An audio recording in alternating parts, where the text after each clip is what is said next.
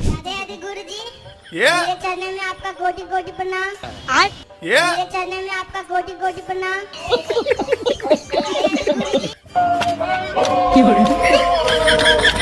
भाई यहाँ पे क्या हो रहा है? भाई यहाँ पे क्या हो रहा है? भाई ये कहाँ फंस गया भाई मैं? भाई ये क्या हो रहा है? भाई ये मुझे आगे नहीं जाने। मोदी जी को देख के वो परेशान, उनको देख के मोदी जी परेशान। बैंगन का जो सेवन करता है तो पद्म पुराण के अनुसार यदि बैंगन का सेवन किए हुए व्यक्ति की 27 दिनों के अंदर मृत्यु हो गई तो उसे नरक में जाना होगा। यदि आपने बैंगन आज खाया है, आज से 27 दिनों के अंदर किसी दिन भी मृत्यु है गई तो नरक का भागीदार बनता है। ओ भाई मारो मुझे, मुझे मारो। बिस्कुट जिसमें बिस्कुट कूट के भरा हो। गले में खुजली है, आप मुंह खोलो, लगाओ मैं पूछो कहाँ है खुजली? खत्म, माइक पे बोलो। नहीं है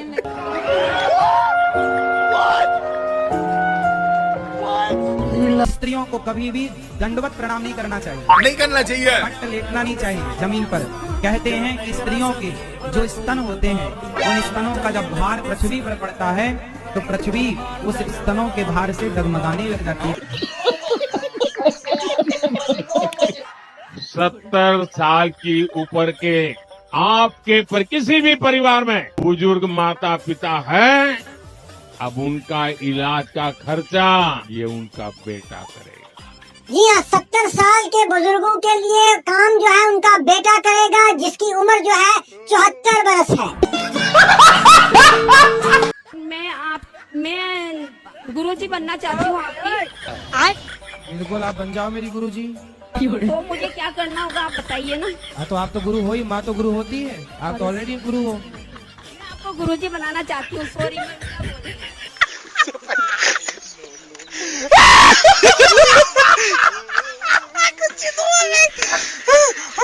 कोई ताकत ऐसी नहीं हिंदुस्तान में आज भी कि जब हिंदू ठान ले तो उसके बाद वह गौ हत्या करने या गौ तस्करी करने का दुस्साहस कर ले।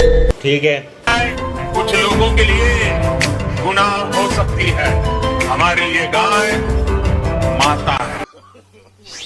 देख रहे हैं इलेक्टोरल बॉन्ड, बीफ बेचने वाली, गाय भैंस का मीट बेचने वाली कंपनी 250 करोड़ रुपए चंदा दे रही है। आप सोचिए कितना गाय काटा होगा वो, कितना काटा होगा, आइडिया लगाइए बस। आस्था को तो अस्थमा करा दिया। बात तो सही है। जो व्यक्ति चाय पीता है, मैं खुले खुले शब्द में कह रही हूँ, मुझे कोई शर्म नहीं है, किसी भी प्रकार का कोई भय नहीं है और कोई संकोच भी नहीं है कि जो लोग चाय पीते हैं वो गौ हत्यारे हैं। मारो मुझे, मुझे मारो। नहीं ये मजाक हो रहा है, एक सेकंड यार, मजाक। हमारे यहाँ ऐसा ही होता है। मुझे एक सवाल करना था। बोलो जल्दी से। एक हाथ में कितनी उंगलियां होती है? लो बेटा देखो गिनो कितनी है। 5। फिर 2 हाथ में? आप बताओ गिन के। 10। फिर 10 हाथ में कितनी उंगलियां होगी? भाई बताओ कितनी होंगी? 10 हाथ में 100 होगी क्या? सब लोग कह रहे हैं 100।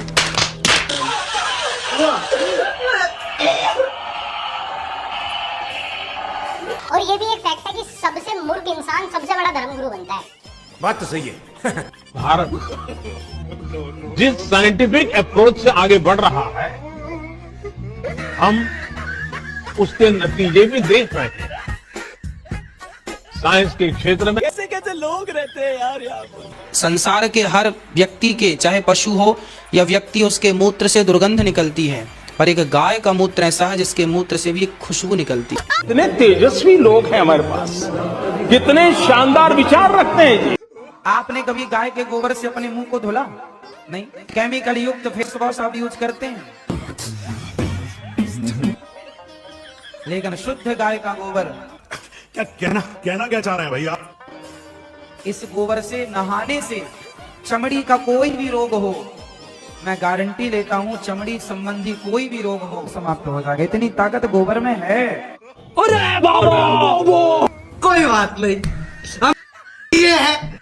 रुको जरा, सब्र करो। डॉक्टर्स ने रिसर्च के आधार पर बात कही है, इसमें कहा गया है कि गोबर में नहाने से ब्लैक फंगस यानी म्यूकोरमाइकोसिस के मामलों की संख्या बढ़ सकती है। जानवरों के गोबर में सड़ने गलने वाले कार्बनिक पदार्थ में खूब पाए जाते हैं। ऐसे अंधविश्वास चिंता में डालने वाले हैं। देखा आपने लापरवाही का नतीजा है। सब क्या देखना पड़ रहा है? अच्छा है मैं अंधा हूँ। सूर्य उदय पहले कहाँ उगता है? सूर्योदय सबसे पहले हमारे भारत में हम आपको बता दें सबसे पहला सूर्योदय कहाँ होता है। हम एक बार गए थे इस तरफ, हाँ इस तरफ आसाम के आगे भी कुछ है, उसके आगे क्या है, मणिपुर के आगे क्या है, हम उस तरफ नागालैंड गए थे हम। अच्छा, हम नागालैंड गए थे। नागालैंड भारत की ही धरती है। ठीक है। नागालैंड वहां गए तो सवेरे 4:30 बजे देखा तो दिन था 4:45 बजे, इसलिए उस तरफ सबसे पहला सूर्योदय होता है। समझ गया महाराज जी, बल्कि गूगल में सर्च करने से बताता है कि जापान में पहले सूर्य उदय होता है। पहले से बहुत ज्यादा बढ़ चुकी है और सरकार कुछ कर नहीं रही है। मैं भी खुद नौकरी करता था, पहले चप्पल बेचता था और काम भी करता था, अब छोड़ के ये बाबा बनना पड़ा है। ऐसा सीन हुआ, छोड़ के बाबा बनना पड़ा। बाबा बनने से क्या लगता है आपको, क्या हो? क्योंकि मेरी घरवाली है, वो कहती है कमाई होती है नहीं, क्या करी, वो अपने मेरे को छोड़ के घर पे चलेगी, मेरे को मजबूरी में संन्यास लेना पड़ा। शाबाश बेटा। और सत्य की खोज में निकला हुआ हूँ। जहाँ देखता हूँ पाखंडी देखता हूँ मिलते, कोई चिलम पी रहा है, कोई दारू पी के टहल रहा है। परमात्मा को किसी से लगाव नहीं है और सब यही है, ऐसी चिंता में डूबे रहते, पता नहीं क्या है क्या। किस चीज से लगाव? मेरे को तो सिर्फ परमात्मा आपको नहीं, सबको जो आप पाखंड, सबको लगाव है, इस चीज से लगाव है, उनकी बस इच्छाएं पूरी हो जाए, बस अपना मतलब पूरा होना चाहिए, चाहे दूसरा भाड़ में जाए।